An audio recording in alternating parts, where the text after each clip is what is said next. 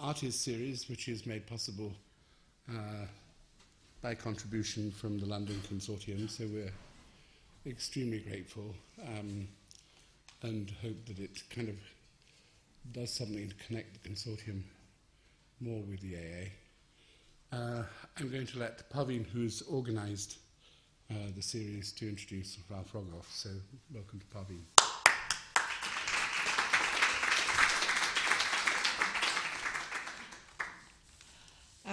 You may know that Ralph Rugoff is the new director of the Hayward Gallery. He comes to the Hayward from 5-6 years at the Wattis Institute of Contemporary Arts in California, where he was director, but I think also founded chair of the curatorial program. He has recently been, in fact, the first recipient of an extremely prestigious and lucrative prize called the Ordway Prize. Doris Salcedo got the prize as artist, and he got the prize as arts writer, curator. He's not just a curator, he does write. He's written monographs on Mark Wallinger and Anya Gagliaccio.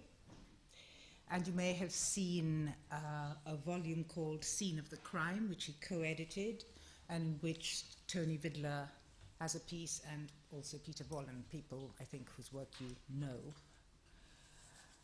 I was very baffled at his title for today. He didn't give me any clues, despite desperate email messages. But I noticed that the last thing, or recently, he had published something called At the Threshold of the Visible. And he's obviously kind of stepped over the threshold, and you'll find out what it's about. Please welcome Ralph Rugoff.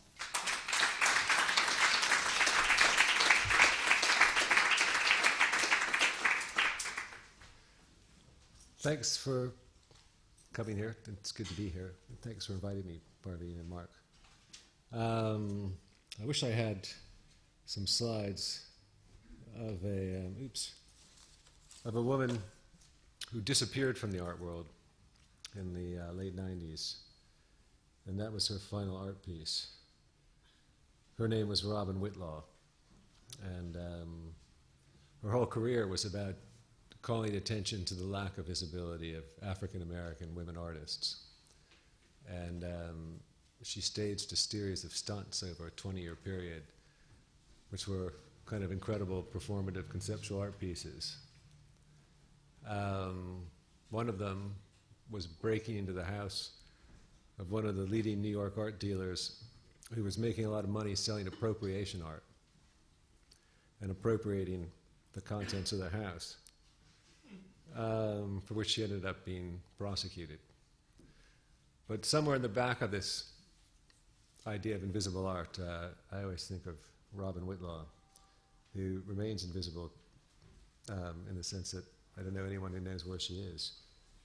And in the course of doing this, I had done, as Parveen mentioned, an exhibition called At the Threshold of the Visible, about 8-9 years ago, which looked at the power of very, very tiny works of art that I thought of as using a homeopathic strategy.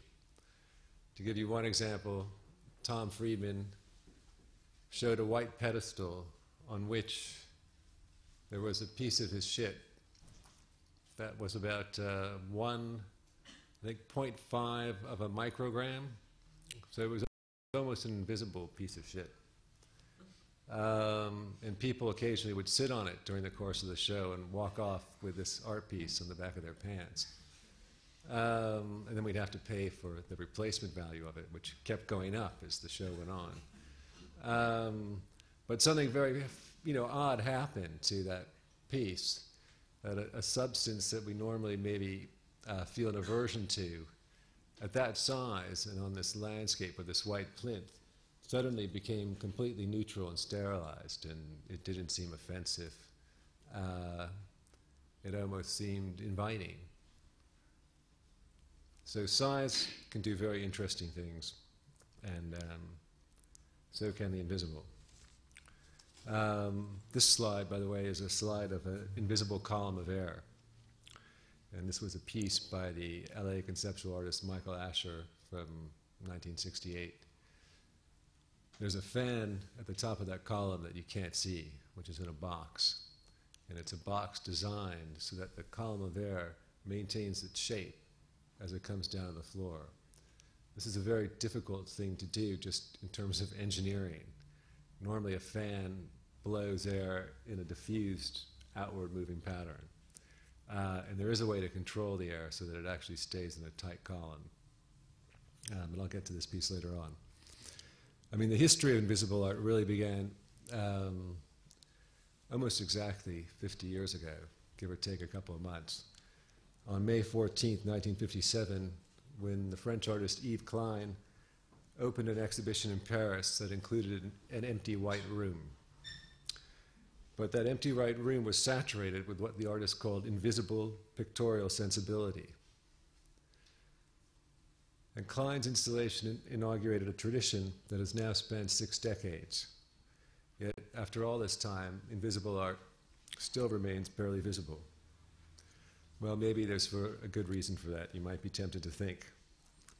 And admittedly, we refer to the visual arts as the visual arts, as if the fact of having a perceptible physical surface was an inherent or indeed a primary character of a work of art.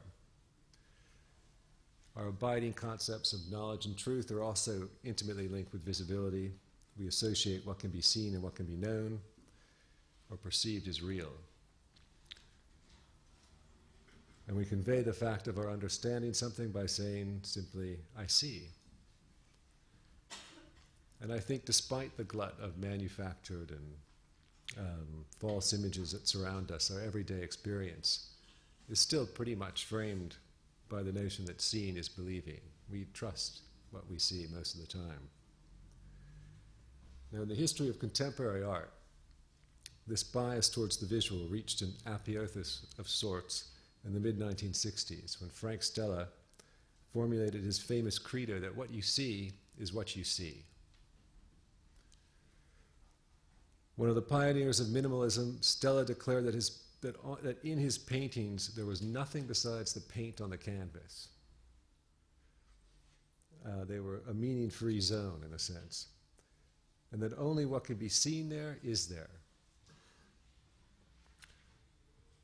Stella's declaration, which proudly embraced a self-reflexive materialism, summed up a certain trajectory of formless modern art. But at the same time, other artists in the mid-60s and early 70s were not so eager to limit art to what could be seen. Countering the ideal of an autonomous and visually intelligible artwork, these artists developed practices that often eschewed tangible objects altogether, initiating, in Lucy Lepard's perhaps overly optimistic phrase, a dematerialization of art.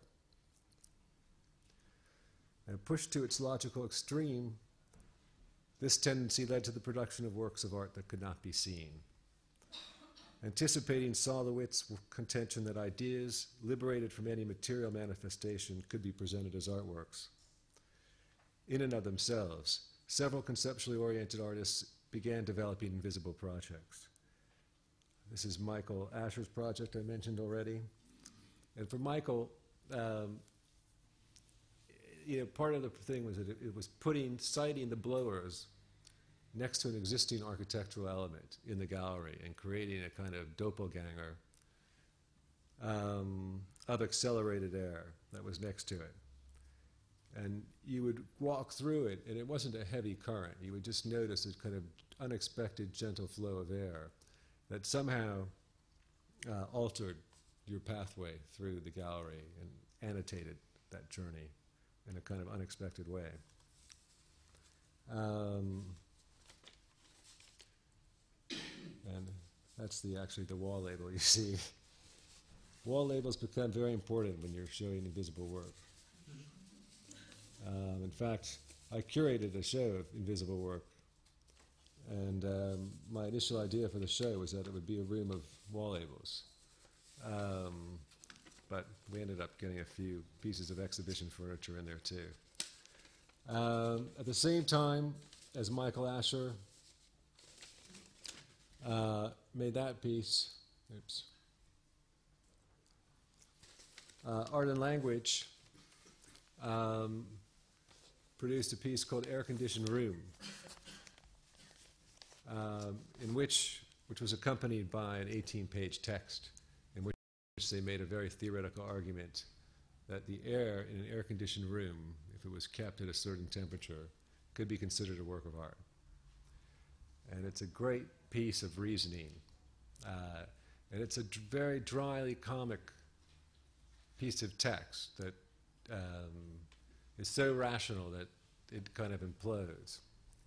But it leaves you wondering whether the text that declares that this air is the work of art is in fact the work of art, or if the air in this room can somehow be separated out from that text and be experienced as a work of art. And obviously with a lot of Art and Language's work, they're very interested in calling attention to how art doesn't exist in a vacuum. It doesn't have a natural appearance in the world. Our knowledge of it derives from how it's framed, how it's presented, how it's contextualized, how it's named, in a sense. Is it named art? And this is a slide of a recreation of that piece for an exhibition that I did in San Francisco.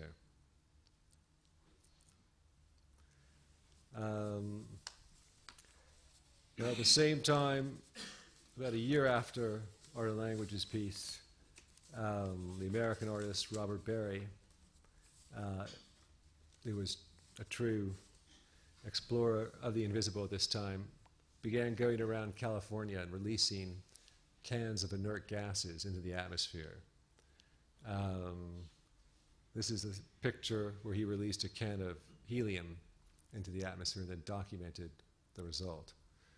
And for Barry, these pieces actually had a temporal dimension in that it actually takes helium quite a long time before it breaks up into the atmosphere.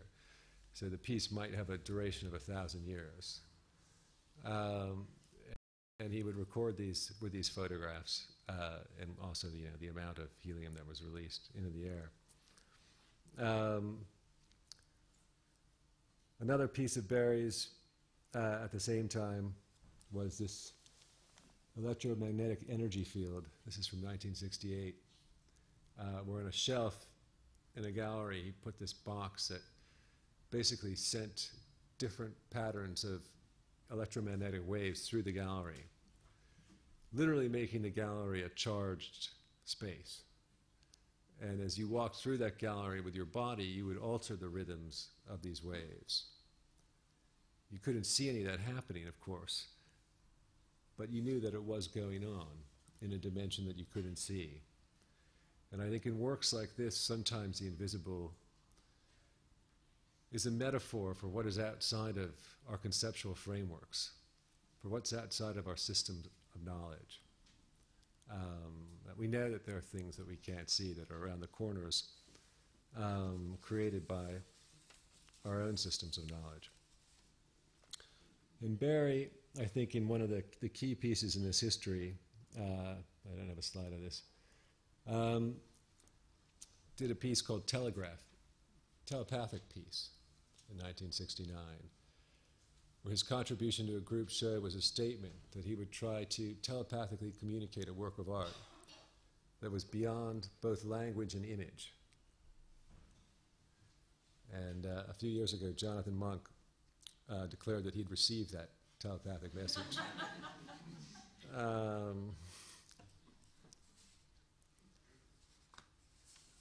Now, at the same time as these artists were being made, a very interesting thing was going on in the realm of monumental sculpture.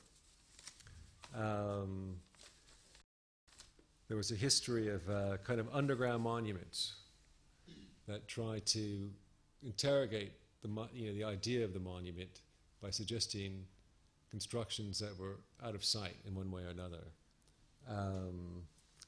And they question the values that we usually associate with monuments.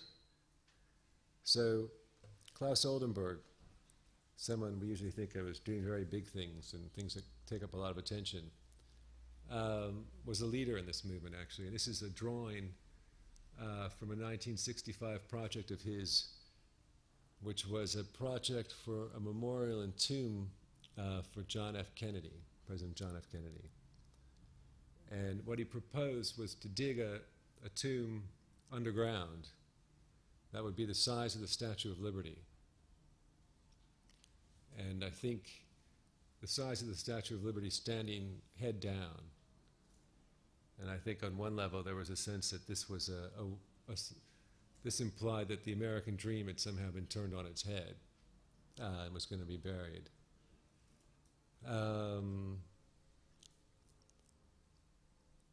This is another Oldenburg monument called Placid Civil Monument from 1967, 2 years later. And this is in Central Park behind the Metropolitan Museum of Art.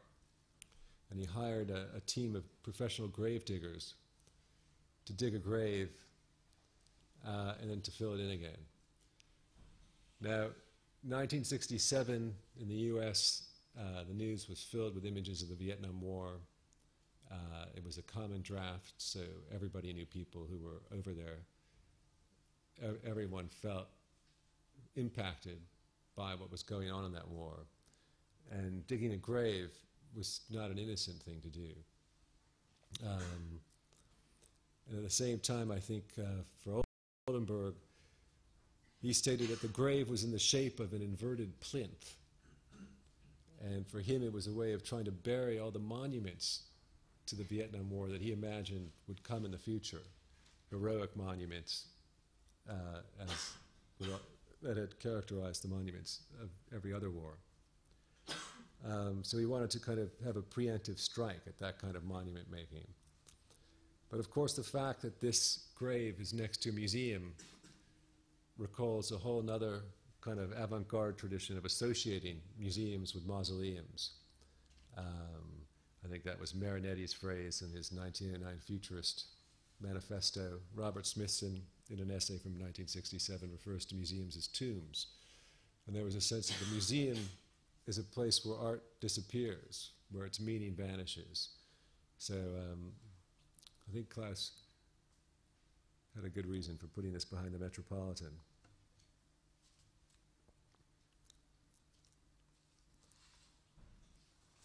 Now, in all these histories really can be traced back to this 1957 show of Klein's at the Iris Cert Gallery in Paris called Le Vide, or The Void,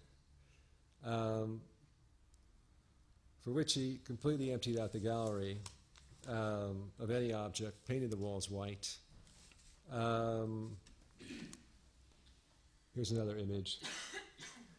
And had an upstairs area that he said was so psychically charged with his own creative energy that some people came to the door and found they couldn't actually enter the room. It was too powerful. This show was only on for 3 weeks. It was a kind of media sensation. The press went wild with it. And some people, I think, have subsequently saw it as a kind of media stunt and have looked at Klein in that light. I think on another level, though, this is the first show that really presents the gallery as an apparatus that is meaningful in itself, that strips away the art and just looks at how it's being framed, that this institution is worth taking a look at. So I think you could say that Klein is the beginning at once of a kind of art as spectacle and art as institutional critique. So it's a complex work, but I think at the end of the day, one of the things it pushes is that the meaning of art resides in the artist's intentions, rather than the physical artifacts. As a form, though, Klein's empty gallery created a new genre, the empty room, which a number of different artists over the past 3 decades have continued to elaborate. Okay, I forgot to mention, these are some patent applications. Klein, besides showing empty galleries and making invisible paintings, which he sold and put into group exhibitions, also developed a schema for an architecture of air. Okay, buildings that would consist of forced air currents for their walls and ceilings. And the idea was that these currents of forced air would be enough to control the climate inside this invisible structure. He worked with a French engineer and a German engineer. They actually did go through and make these pattern applications. And it may sound completely wacky, but in the 1950s in England, scientists were working on making beds and chairs out of compressed air. And there's some wonderful photographs of people lying down in these beds of compressed air floating in the air. So it was a kind of optimistic moment that, gee, maybe we can live in a, and if recline the idea of the living in a city of air buildings was that we would always be in touch with the infinite expanse of sky around us and of blue, at least when it was sunny. And it was linked very much to an idea that we could have a life. People wouldn't need to wear clothes in these structures, any form of clothing, mental, cultural, whatever, we could escape from. And so it's some kind of very Edenic, naive vision. But the air architecture thing they took quite practically and worked out how this could be done. It was just incredibly expensive because you basically need enormous jet blowers doing this, and it'd probably be a very noisy place to live. But this is Michael Asher's 1974 show at the Nova Scotia College of Art. He basically presented the gallery exactly as it had been left after the previous exhibition had closed and the art had been removed. And Asher's display of its vacant space focused attention on both the architectural and institutional structures that shape our encounters with art. His invisible exhibition implied that these were not ideologically neutral and aimed to remind his audience that outward appearances are often coupled with unseen values and power relations that exist and function precisely because they're not evident. There's the person whose job is at the desk to explain to everybody what the show is about.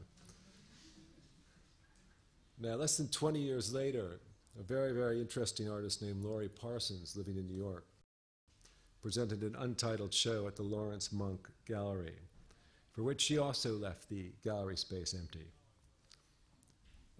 only adding a fresh coat of white paint to the walls and tweaking the lighting, I think, to get a nice even balance. But for Laurie Parsons, displaying the vacant gallery was not a matter of calling attention to its ideological function, but was part of a process of questioning the relative social importance of works of art and artists. As she later remarked, with its physical space and intricate social organization, the gallery is as real, as meaningful as the artwork at houses and markets. Parsons, whose announcement card for the exhibition was left blank, except for the gallery's name and address, eventually decided that it was only appropriate to remove the exhibition from her CV. And in 1994, she decided to remove herself from the art world, having come to believe that, as she said, art must spread into other realms, into spirituality and social giving. I tried to convince her to be in this exhibition that I did, and she very politely refused.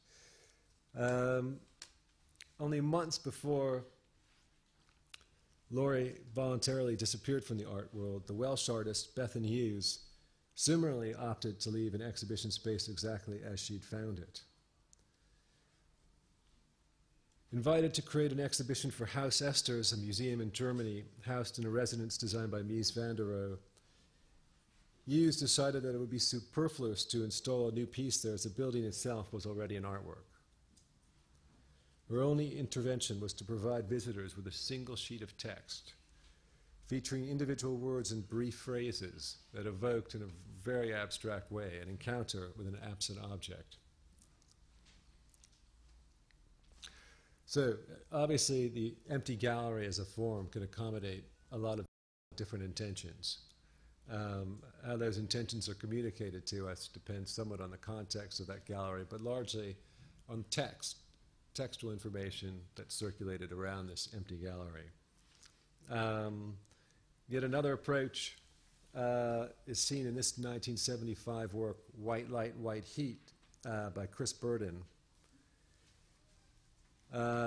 You see this, what appears to be an empty shelf. In fact, Chris spent 3 weeks lying on the back of that shelf. It was just high enough when it was built so that visitors couldn't see him. And on one level, this piece somewhat, to me, seems to skeptically explore Klein's notion of an occult transfer of mental, spiritual, artistic energy. Burden said at the time that he was curious to see whether viewers could discover visitors to the gallery would be able to sense his presence, even if they could not actually see him. On another level, I think Burden's act replaced the avant-garde's traditional hostility towards its audience with a passive-aggressive withholding that put a spotlight on the spectator's faith in the artist. Are you going to go in there and somehow believe in something you can't see? Maybe Chris was at home the whole time and has just told the art historians this is how it went.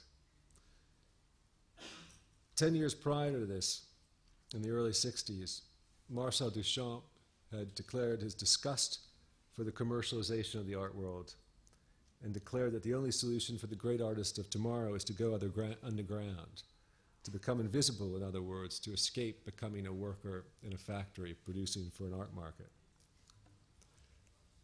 Works such as Burden's, which were less specifically about invisibility than about being hidden from view, also seem to raise questions about the place of art and the artist in a culture fueled by media exposure.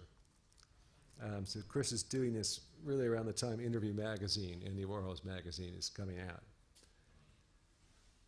Warhol himself, best known for his ubiquitous visibility, also made an invisible sculpture that played on his own overexposed celebrity status.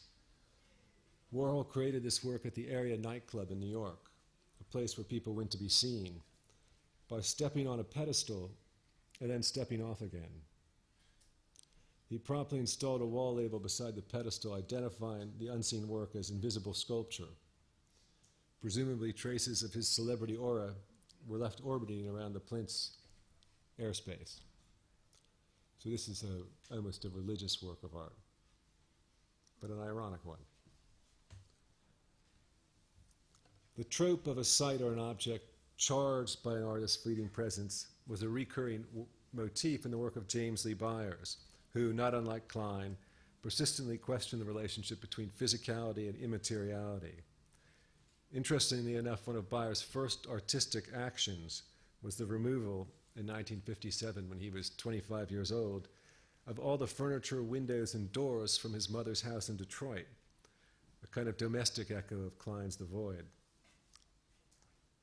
Now, Byers' invisible piece, one of them, is difficult to see. But as a delayed follow-up to a 1969 performance at LA's Eugenia Butler Gallery, Byers presented The Ghost of James Lee Byers. It was an installation that transformed a museum's entry into a black and completely lightless passageway. Recasting art as a dialectic of presence and absence, Byers' installation prompted visitors to imaginatively recharge the space so that it seemed occupied, filled by invisible projections of spirit. Today, after his death, every installation of the work paradoxically brings Byers, or at least his ghost, back to life.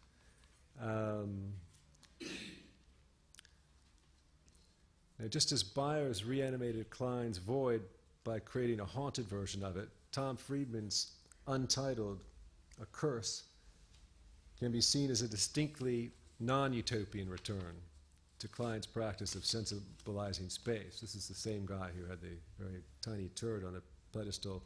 Here what he did is he hired a professional witch to cast a spell on a spherical space 11 inches in diameter that rests 11 inches over this pedestal. And in the packing crate for this work, there's a styrofoam box for that spherical space. And this piece actually had disappeared at auction. Someone had bought it and no one knew who, and it was very hard to... I thought I would never track it down, but we finally managed to find it for the show. For another invisible work, also from 1992, Friedman spent 1,000 hours staring at a 32-inch square piece of paper. Titled 1,000 Hours of Staring, it perfectly marries the work of the artist and the spectators who look at it.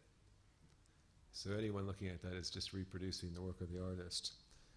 That same year, he also assiduously erased a Playboy magazine centerfold, reducing it to a blank sheet of glossy paper. I think in all these works, the artist explores how the meanings we assign to objects are transformed by what we know of their history, including how they were made, so that our interpretation and experience of an artwork is ultimately developed from the invisible information that exists apart from or outside of that object, the object itself.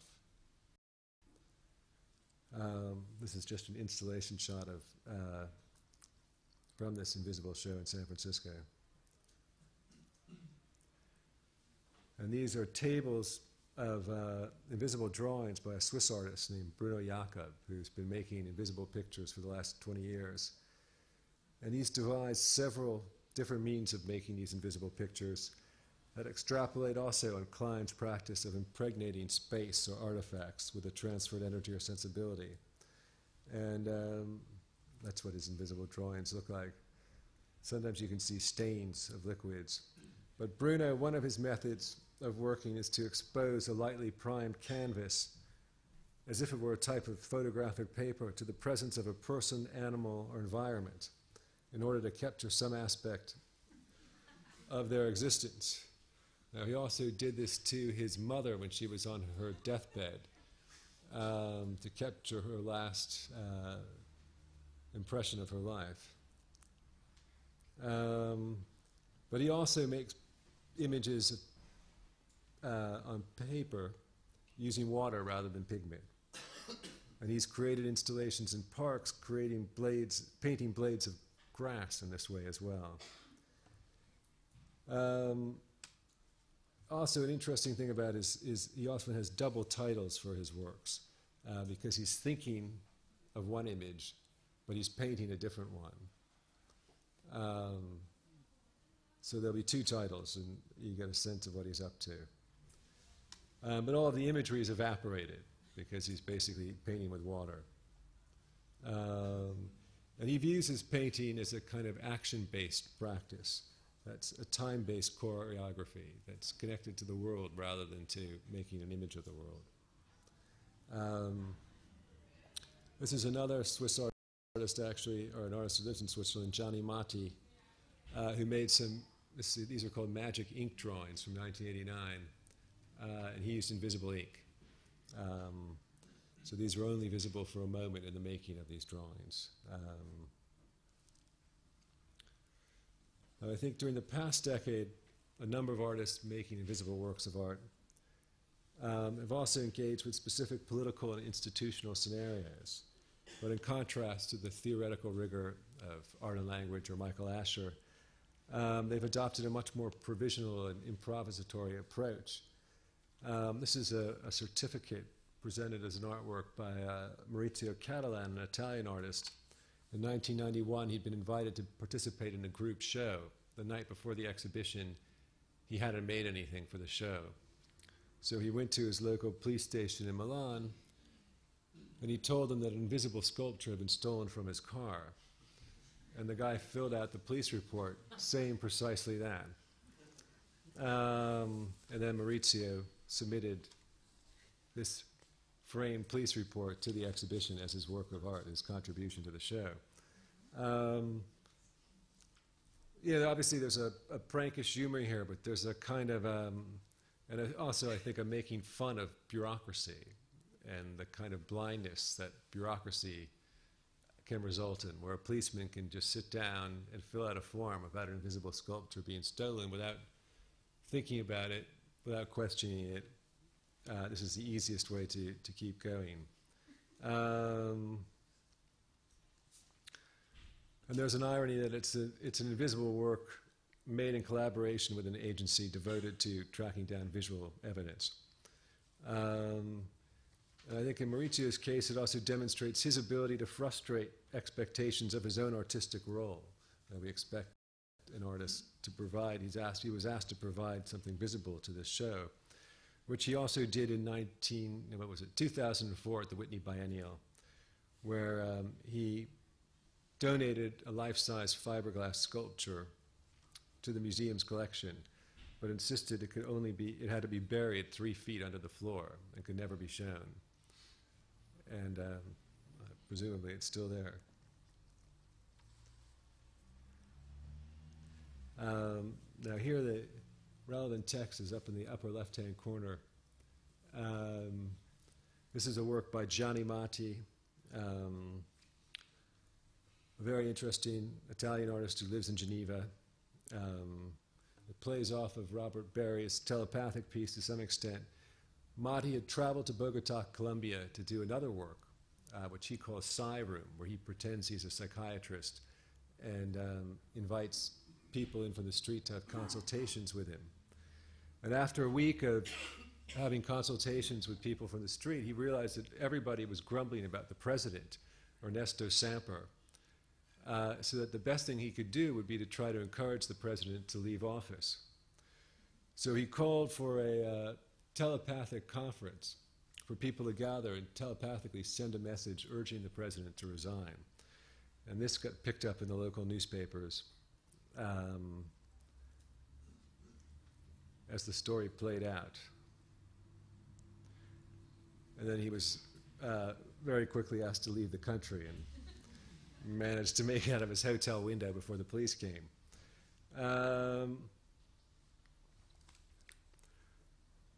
Monte, almost the other side of this piece, he did a piece where for a year he appeared in the pages of a German newspaper. I forget where it was. I think it was in a Frankfurt newspaper. Every day, that newspaper, there was a photograph of him in the background of one of the normal things that they were shooting. And it was only when one of the readers wrote in that there were pictures of him on 2 different pages that the photo editors caught on. So he did this as a kind of performance piece. He'd follow the photographers around, he'd get in the background.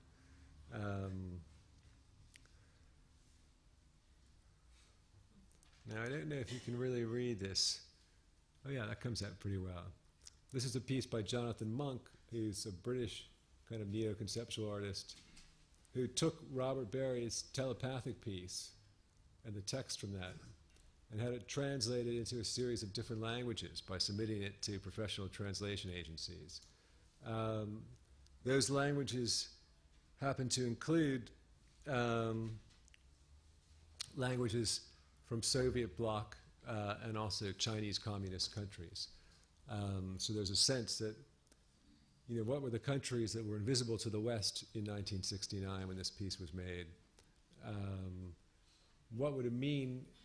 And that now that you can do this, that you can send these texts and get them translated, what does that say about the different historical context today from when this piece was made?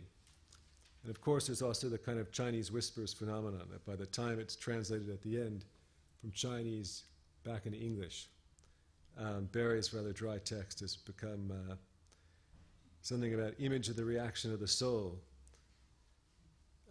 information obtained through reaction to the soul. In this image, the way of expression of reaction to the soul attempts to come close to a work of art.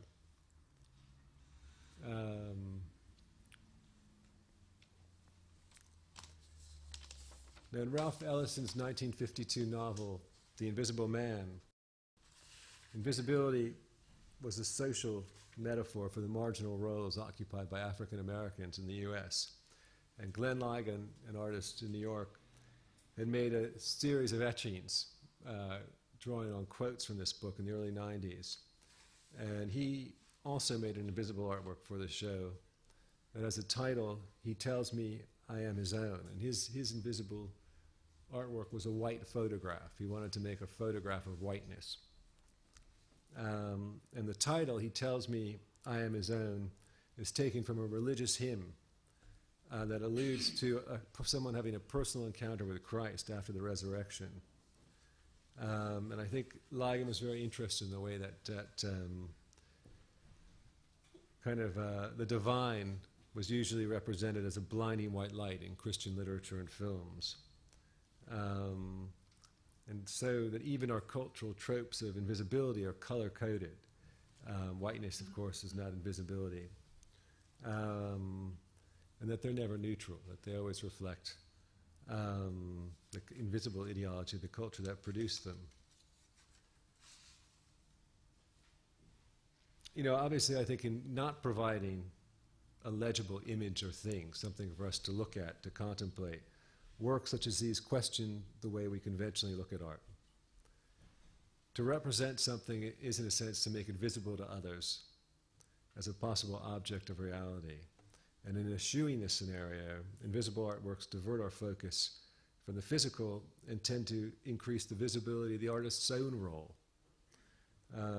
They underscore the part played by our own responses in forging meaning from our encounters with art, as well as the social and physical scaffolding that shapes its presentation. And so in this respect, invisible art, I think, belongs to a tradition of contemporary art predicated on the idea of Duchamp's, among many others, that an artwork is a collaboration involving the labor of both the artist and the audience. And I don't have any slides of this, but there was a very nice installation by Sophie Calle, the French artist, at the Isabella Stewart Gardner Museum in Boston, which is a very small family museum that had a number of kind of old masterpieces which were stolen, about 8 of them. And the museum left the blank spots blank where the paintings had hung, and there were just, you know, traces of dust where the frames were. And they didn't want to cover up this theft. And Sophie Calle went there and did a piece where she asked everyone who worked at the museum to describe the missing paintings. She asked the curators, she asked the director, she asked the security guards, the people who worked at the cafeteria, the cleaning people, the secretaries, and everybody described a completely different painting. I mean, and to draw pictures of it. And there was a sense that, you know, that art lives in your head. And once it gets into your head, it continues to grow. It doesn't stop. You know, we don't have photographic memories. It seems occasionally you meet someone who does. So there was a sense of, you know, is there any kind of really objective object that we have access to?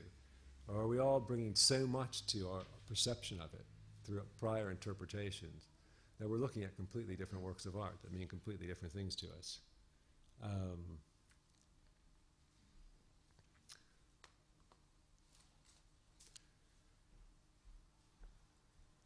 Now this is part of an installation called The New World Race by Carson Holler, whose slides are up at Tate Modern right now. These were 10 speculative vehicles that were supposed to kind of race for a utopian new world. And the unseen vehicle you can see in slot number 4 there. There we go. And you're walking through this lineup of, you know, utopian vehicles, and you come to this one. And in a way, it disrupts that viewing routine. And I think it awakens people to what Carson Holler likes to refer to as a productive uncertainty. You know, he always says, don't be uncertain, seek uncertainty. Make it an active uncertainty.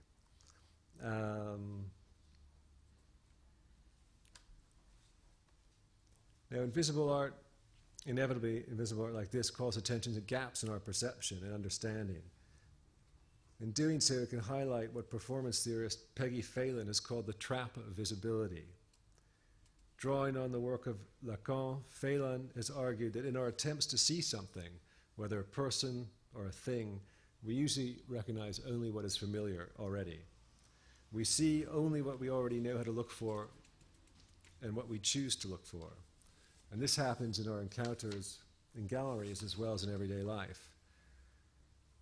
Art that engages the invisible, on the other hand, rescues us from this trap by refusing to present a mirror or screen onto which we can project what we already know.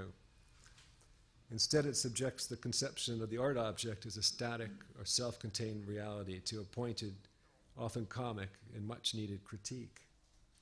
And I think something like this is going on in a piece by Jay Chung, called Nothing is More Practical Than Idealism. This is from 2001. For this piece, the artist produced, wrote, and directed a 35mm narrative film. And without the knowledge of his collaborators, except his cameraman, Chung deliberately shot this epic without any film in the camera. The only single photograph of cast and crew taken by the production still photographer during a lunch break is this image here. And it stands as a kind of inert and inadequate placeholder for this unrealized and forever invisible movie. It's a sign to me of something impossible to access. And it makes me wonder about all that is normally rendered invisible by our representations of what can be seen.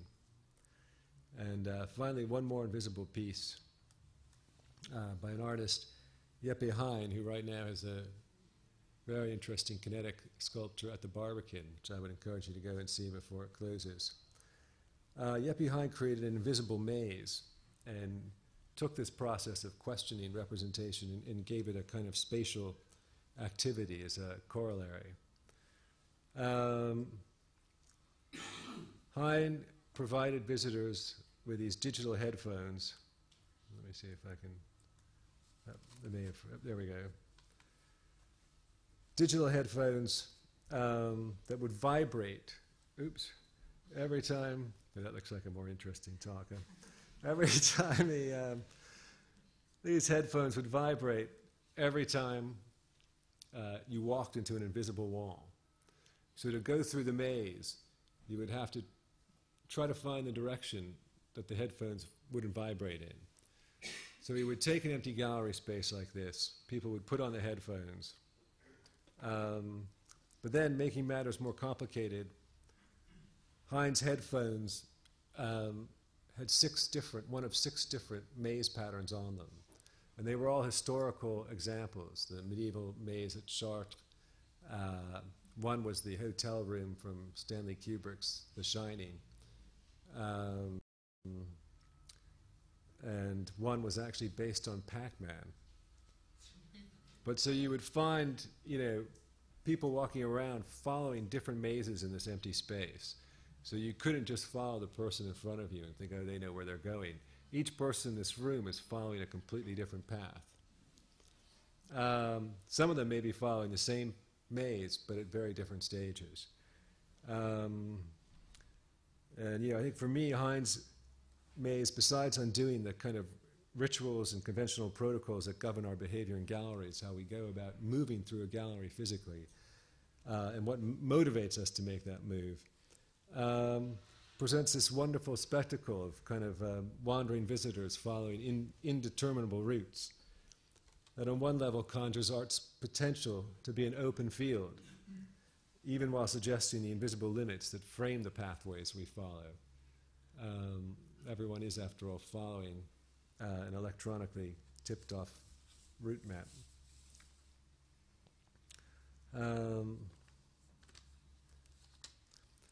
Besides functioning as a way of questioning the ways we typically engage with art, invisibility, I think, can also entail a refusal to dictate precise boundaries or fixed points of view. It spares us from what Leonie von Oppenheim has called the complacency of seeing. And it invites us to enter an undefined territory where the very idea of limits, of established parameters and definitions, such as visual art, seem to be inoperable. Yet somewhat paradoxically, perhaps, it is precisely as a kind of rhetorical limit to artistic practice that invisibility can help us to rethink our relationship to the visible. I hope it's clear that there doesn't seem, that there's no limit to the potential meanings that can be constructed around invisibility as a trope. And I think in the examples we've seen tonight, we see it appearing in the service of institutional critique, transcendental mysticism, social idealism, avant-garde antagonism, personal humility, and cultural commentary. And this varied history itself underscores the acute contingency of cultural meaning, culturally produced meaning. So in this way, these works can remind us that our aesthetic and formal conventions rather than being timeless laws or truths, are the results of historical agreements and consensus. And that can set us on a path that ultimately leads us to re-examine how we exercise our freedom, at least as it exists within the framework of our encounters in galleries and museums.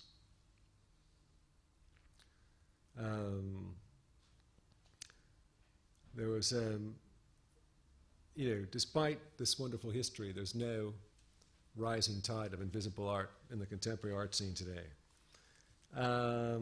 Unless we think of how the spectacle of auctions and art fairs has already rendered most contemporary art invisible. It's a backdrop for another kind of transaction. And if we know what art has to offer us, we basically render it invisible. And there was one of the works in this show was a commissioned work by Bethan Hughes, who's a Welsh artist living in Paris.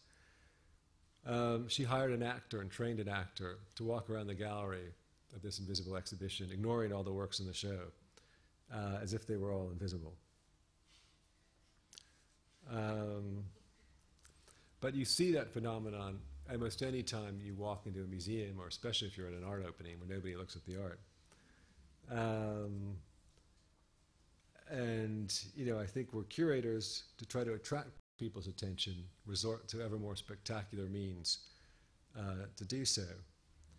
And against that background, for me, invisible art is a much needed tonic that can help us see through some of the art world's more grandiose distractions and perhaps to think a little more clearly. And to remind us that at the end of the day, art occupies a fairly immaterial place in the larger scheme of things. And that art, if it really has any meaning at the end of the day, it's what's in your heads. That its meaning doesn't begin and end in a physical frame. It's really the meaning of these works, again, ultimately lives on in the uses that we make of them. And that's a potentially endless process by which conceivably we can alter the ways we see the world and hopefully shape the world we see. So that's the end of my invisible survey. There are always, what happens to you as a curator is every time you curate a show, the next day you discover 6 great invisible artworks that you could kill yourself you didn't know about the month before. And I'm very curious if there are people making invisible works of architecture again that are somehow in the physical world rather than virtual architecture, say on the net somewhere.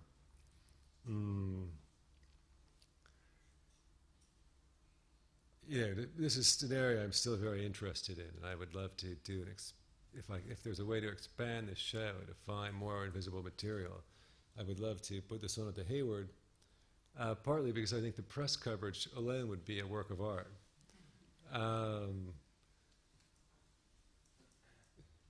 So are there any questions?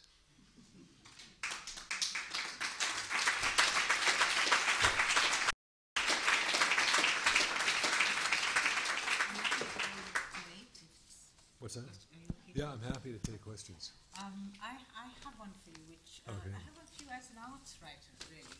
You said, you stressed that some of this work takes you back to the artist's intentions.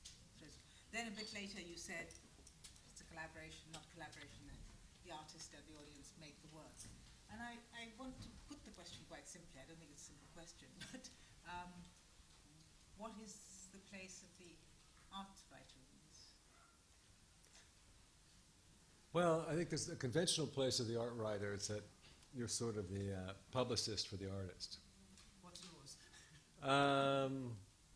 Here, mine is to try to convey what my, experience of a specific encounter was and what thoughts that encounter led to.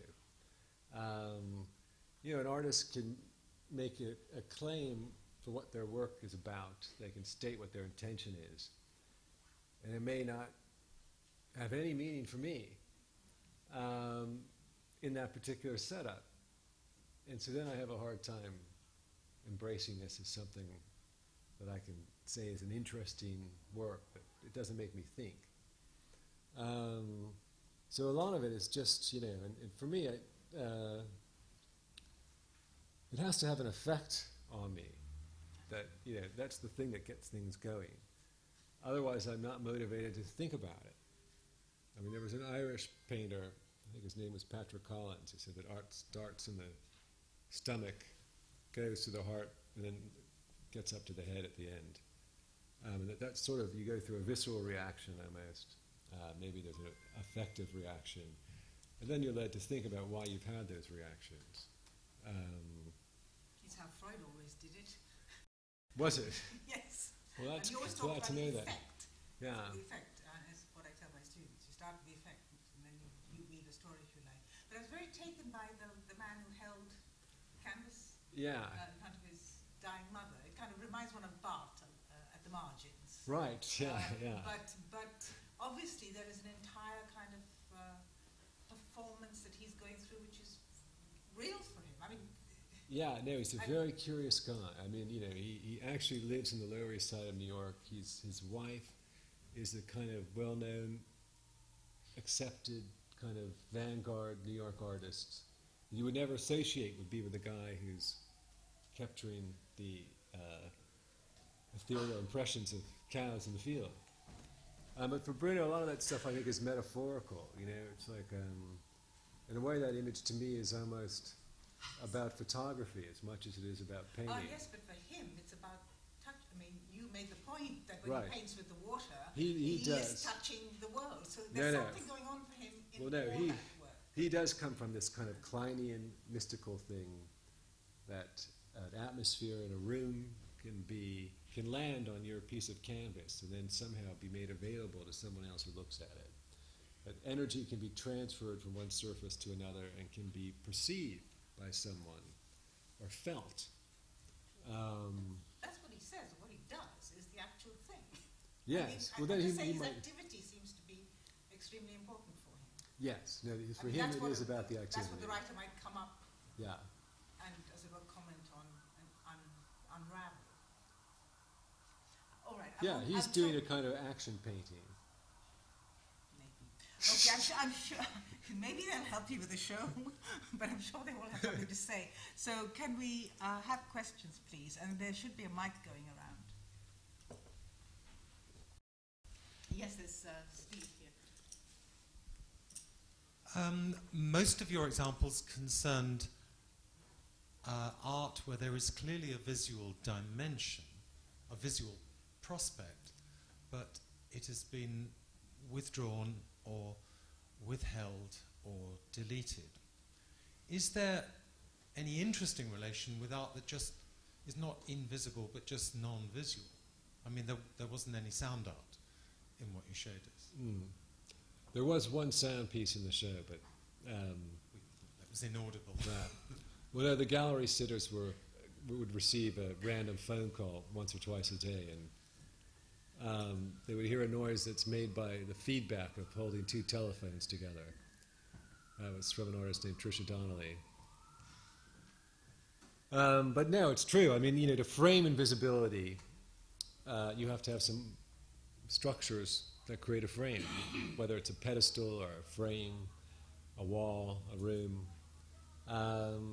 So I was initially quite disappointed when I saw the show, having envisioned a room only of wall labels, to see that there was all this damn exhibition furniture everywhere. That you couldn't escape somehow from the trappings of the institution. But it still felt remarkably empty. I mean, the experience of walking in these galleries was quite unsettling for some people. And for others, it was very amusing.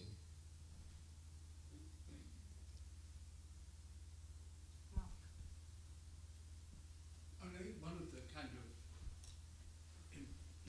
one of the impressions one got, kind of looking at the material in the exhibition, is that, I mean, you called it an exhibition of kind of invisible art.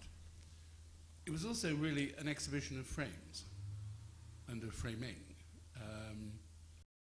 and in that sense was extraordinarily material. That is to say that the framing devices were finally kind of liberated in their kind of raw functionality in a way that they're normally obscured or kind of rendered slightly invisible by the work of art.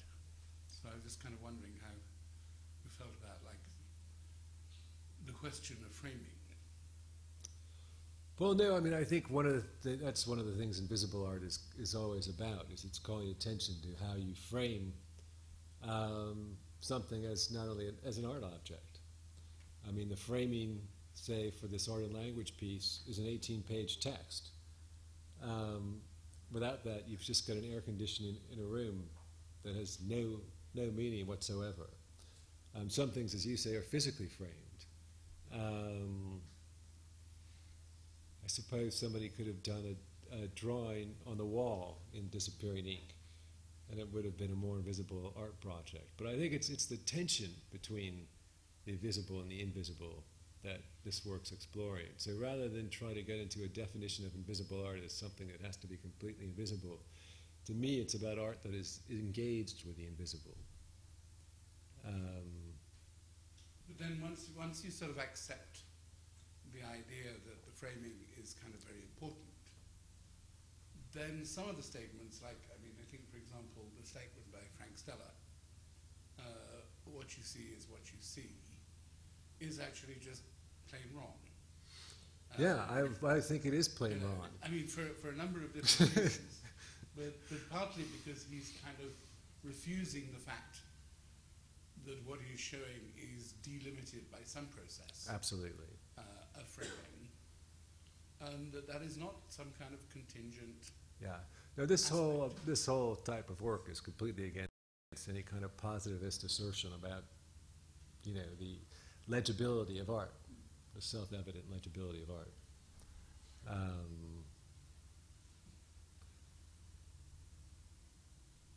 Any other questions? Yes, there's one here.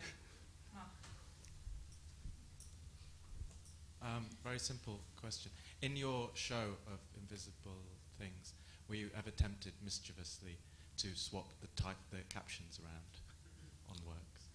No, because you knew you might be able to get away with it. No, we actually did make a mistake.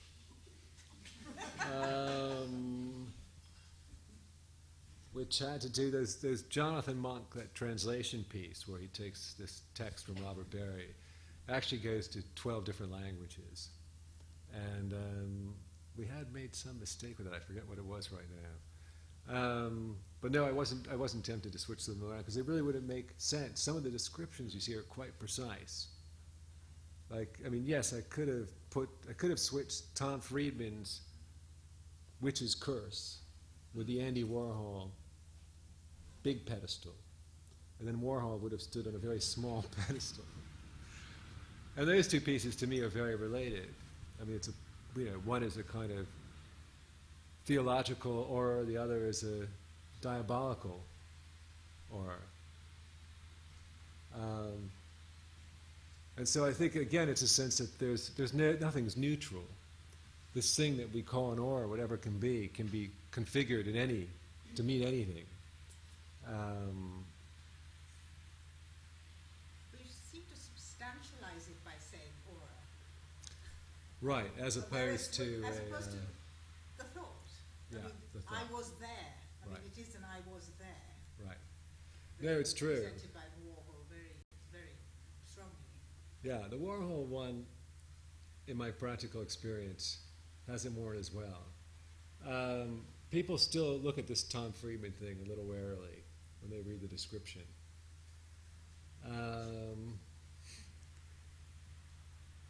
And even that James Lee Byers piece where you just walk into a pitch dark space, going from one part of the exhibition to the next, it just plays on our susceptibility to suddenly start to think, maybe there is a ghost. Maybe there are ghosts. If there are ghosts, would they be in this room? I mean, I know a lot of people, went with that. But I mean, it's like at some point that the interest that someone like Tony Oster has in a sort of, I mean, it comes as an interest in something like Victorian spiritualism. But in a way, Victorian spiritualism isn't entirely kind of irrelevant to some of the issues in the exhibition. Because there's a wish, clearly, in Victorian spiritualism to find some physically appropriable but not necessarily visible substance, some kind of spiritual substance, some kind of aura, whatever, whether you call ectoplasm, it a ghost. And clearly there's a kind of return in art to wanting to find a kind of, I don't quite know how to put it, like a non-empirical but substantial reality, even if it can't be registered through the traditional senses. And I think a lot of that kind of actually is testimony to the sort of desire for it. Well, in that light, I mean, that reminds me actually of a work that Johnny Monte, who was in this show, and Christoph Bruegel, who has that show at the Copper Mill, were given 50,000 euros to do a show at a regional museum in Switzerland.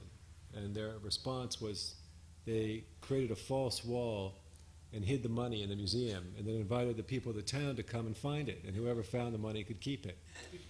So everyone in town showed up with their pickaxes and buzzsaws, and within about 3 hours after the opening, they destroyed most of the museum, at which point the mayor of the town declared that the exhibition was closed and would not reopen, and nobody actually found the money, so it's still there. But for me, that's not really a work about invisibility. Maybe it is. If you return to the point about the dark, we've all groped through the dark to see videos or whatever. And they're quite straightforward. They make you aware of your body. Yes, You it's lose, true. You can walk like this, but also you can lose your balance. Depends. That seems to me to be fundamental. Well, That's why I said substantiality. It was Mark's point, you know. It seems to your description seems to need the trappings, and as you talk about Of substantiality. Of that, without not putting it. I mean, in a sense, a spectator is curiously missing from the way of talking about it. Well, a visual spectator, maybe. I mean, but you're reading things. It's a reader, I suppose, that's addressed by this work. Yes, but in the maze, Yeah. right? I think that's what's happening all the time, even if you're not physically. Right, absolutely. And yet, normally the spectator doesn't get talked about. It's very obvious in the maze example. Yeah. Well, no, I mean, also, if you go and look at a blank piece of paper on the wall, and you make a decision on whether or not you want to look at that piece of paper, you have to make a decision. You might just say, oh, God, more blank pieces of paper. I'm not going to spend any time looking at this. Or do you do what Tom Friedman did and spend hours looking at it? Do you look at Bruno's drawings and try to make sense out of the stains that are left from the water he's used, and then read the title? I mean, there are levels of engagement you can have with the work. And I think it was tipped to the side of. Did blind people come to the exhibition? Well, they would have needed an auditory, an acoustic guide version. So I didn't see any blind people there, but I wasn't in the gallery every day, so I don't know. There wasn't that much you could touch or hear. No, but you could read out the art and language. Yeah, you could feel the room, and you could feel the Michael Astor column of air. And if you're trying to dethrone the kind of importance of perception, of visual perception, then perhaps that's your best audience. So I somehow feel it isn't, but still, for the same argument. Well, I think it's more interesting to make sighted people feel blind.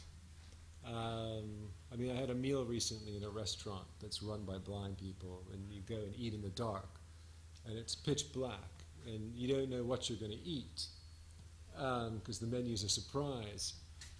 So, it's funny, I had always imagined that this was going to be a very quiet place, that the blind people would be expertly serving.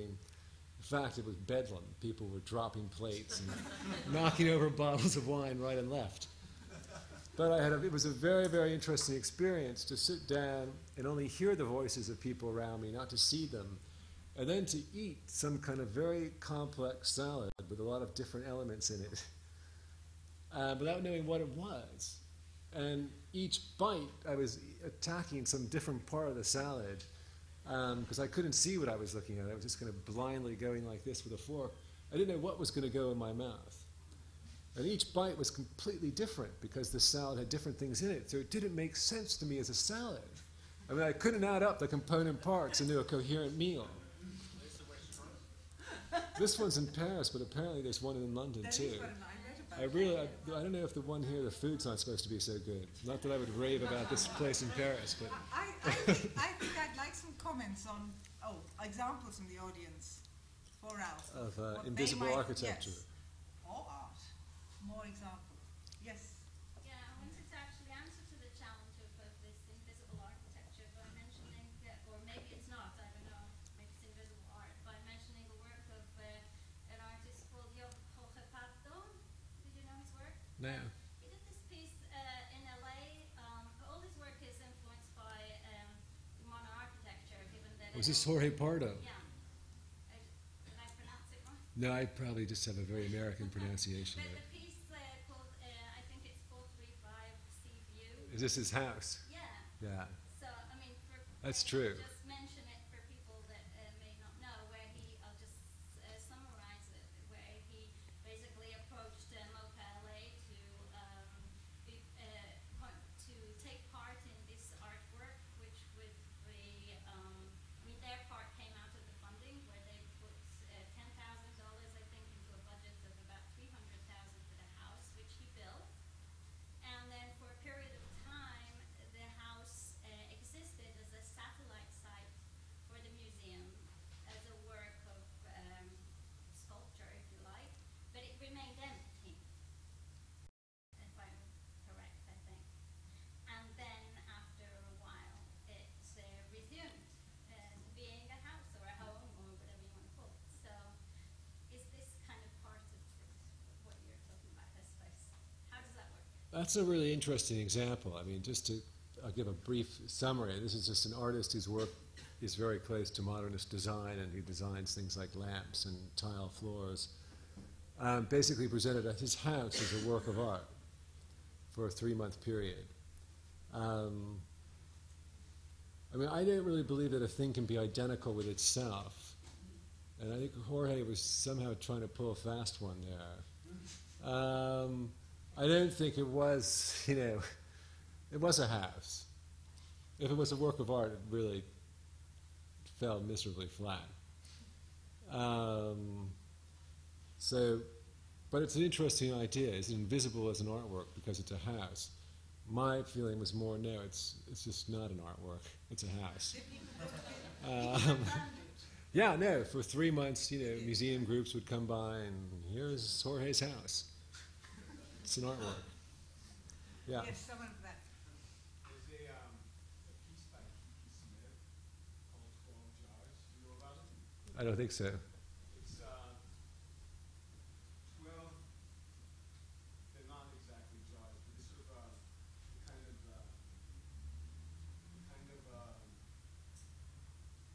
The jaws of life, or whatever they're called? no, jugs that Or jugs. get different water coolers, and they're arranged on a shelf, and they all have titles printed on them, and that's printed in this sort of old English script. But they're all fluids, and they're all fluids that come from the body. There's urine, tears, saliva, vomit, etc., etc. 12 of them. And they're all fluids that are secreted, that are given voluntarily. And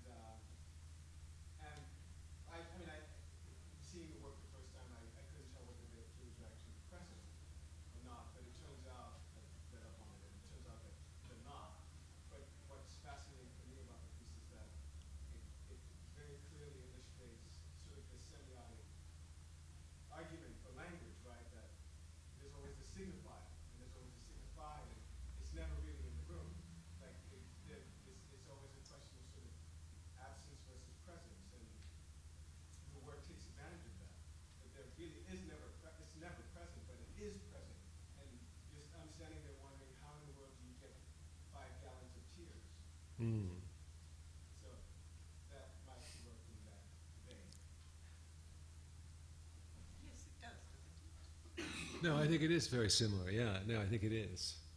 You know, that picture of those guys who made the film, smiling at the camera, none of them knowing that there is no film, kind of works in that same way, I think.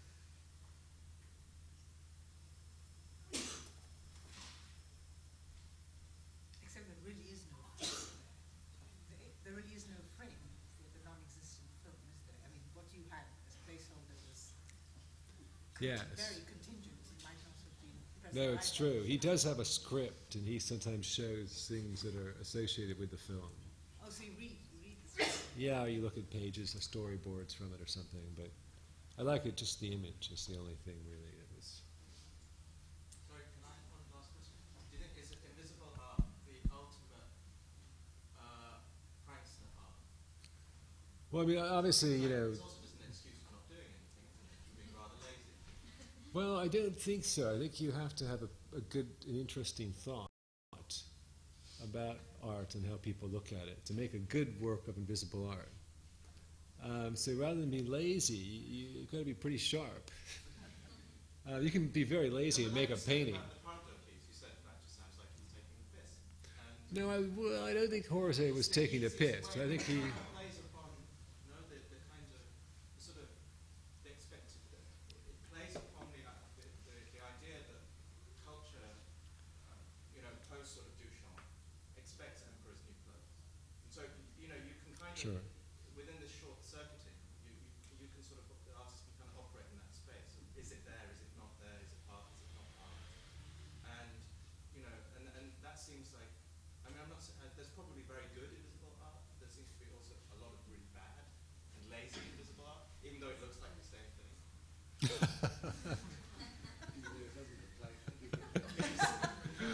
That's great. Well, you could... Yes.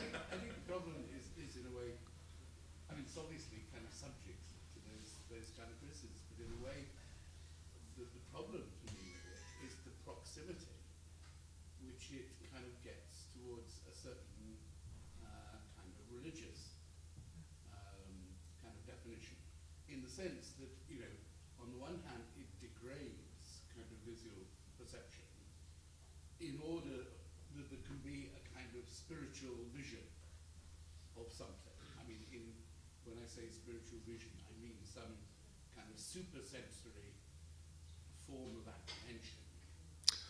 Well, I don't think... I think it sets it up in a rather skeptical way. So it's about whether or not you want to make a decision. You know, if you read that a witch cast a spell on this spherical space, you know, it's up to you to respond to that. I don't think the work is saying believe in this witch. It's just... Fodder for you to think about. yeah. Do you have a question? Oh. I'm curious about the role of documentation in invisible art, particularly with Robert Barry's photographs of his release of gas, because it has been pointed out how taking the photograph and dating it and providing the details not only confers authenticity on the invisible events, but it does provide a form of visibility as well. And it's the photographs that are always exhibited. No, it's a good question. I mean, it's like, I think the question has been raised about Robert Smithson's Spiral Jetty is whether it's actually a photographic work, since nobody ever went to see it. Now, of course, I think more and more people are going to see it. And again, I think, you know, I mean, I think I take this position that the work itself is not invisible. I mean, you know, perhaps the most disembodied piece is Robert Barry's telepathic statement, right? I'm going to project a thought, an artwork that is outside of language or image, right? I mean, that's, you know, what could that be? So he's playing with language to suggest something impossible. And I think these works, you can't have an invisible work of art that isn't framed by something visible, or you wouldn't know it existed. And I think that says something about, you know, how we accumulate knowledge in a very general way. There's no innocent accumulation. Is that a question in the back there? Yeah. Well, Oh, someone over here? Okay, sorry. Go ahead. Just to make observation question. About 100 years ago, Paul Klee was used to say that art doesn't copy the reality, but make the reality visible. Can we say that the invisible art today make the reality visible, or try to make, you know, an aspect or more than one aspect of the reality very evident? Yeah, evident is a word I probably would prefer to say invisible. Yeah. I mean, or even calling attention to some aspect of reality that we're ignoring. It may be an invisible aspect of reality. I mean, it may be something that's, you know, something we don't see, but something that shapes the way we think, and that affects how we see. Last question, that would be. This restaurant in Paris, Don Juan. That's it. I went with now my ex, thinking that it would be fun. And actually, you're asked not to get up. You're asked not to move because it is completely black. And he really wanted to get up and go to the loo, and was yelling for the waitress. You just know the waitress. There was this frustration there because you have you had limits, you had rules. Not only could you not find anything, but you're not allowed to move. So it makes me think of frustration. In this exhibition on invisible work, were there any works that you found that were invisible that you decided not to include because they actually just would have been too frustrating? Like you've been saying, yes, there are parameters every time, so the work is not invisible and everything can be explained, and the artist's intentions were always really clear. Do you have any examples of things that you discovered that you thought were just not acceptably invisible? Well, you know, it's funny. I didn't actually not include any works because they were too frustrating, but there were works I didn't include. I mean, one example was a plinth, a pedestal that was heated, and so it radiated heat. And I was really interested in having temperature as an element in the show. And this piece had a kind of romantic name. It was a memory of where I used to live, and it was from an artist from a Caribbean island, I forget which one, who'd made this piece when he was at the Rhode Island School of Design and it was freezing. But because it was so wrapped up in this idea of memory and place, it lost some of its interest for me. The heat seemed to function in a way that in the invisible wasn't functioning in the other works. I mean, I think, you know, for me, doing any kind of exhibition, you know, you think, you have your own ideas about it, but the nice thing is when that show becomes public, everyone has their own ideas about it. There were people who thought it was kind of spooky. There were people who thought it was just boring, who would walk in and walk out. There were people, mainly artists, who thought it was hilarious and would go around the gallery laughing their heads off. And that varied range of response to me kind of confirmed what the work was about. I was happy that something about invisibility could produce this wide range of responses. Because I think it reflected very much what people brought to it. Okay, I would like to say that Ralph Rugoff is organizing 100 ideas. And this is not to start another discussion. He's got a plan for 100 ideas at the Hayward, I believe a tenth of which have happened or been planned. Well, yeah, we've had about 10 already. This is just a talks program. The gallery is closed right now because we're doing some work in it. And we wanted to keep having a live presence. And it's only the upper galleries that are closed, so we had these nice spaces downstairs. So we decided to do a program that would help us reconceive in some ways what we could do as a gallery in a city. So if you go to the website for South Bank Center, you'll see 100 ideas. There are a lot of architecture talks coming up next week, actually. You guys are probably sick of architecture. But there's I think there's a talk on Friday called Does Architecture Really Matter? And there's a talk about art and architecture on the 14th. I think that one's already sold out. But there are a lot of, we have had some very unusual events. We had an evening of nonlinear lectures where we had simultaneous lectures by 8 different artists going on at the same time. And you could go from one to the other like at a, speaker's corner. And we had a dinner that Theodore Zeldin hosted, where 150 strangers sat down opposite each other and followed a conversational menu, and ended up having a very intimate 3-hour conversation, which I have to say was one of the most civilized dinners I've ever been to in my life. It's a bit unnerving at times, but so part of the 100 Ideas, the impulse behind it was to try to come up with forms of having talks that were different, that could expand what a talk could be in different directions.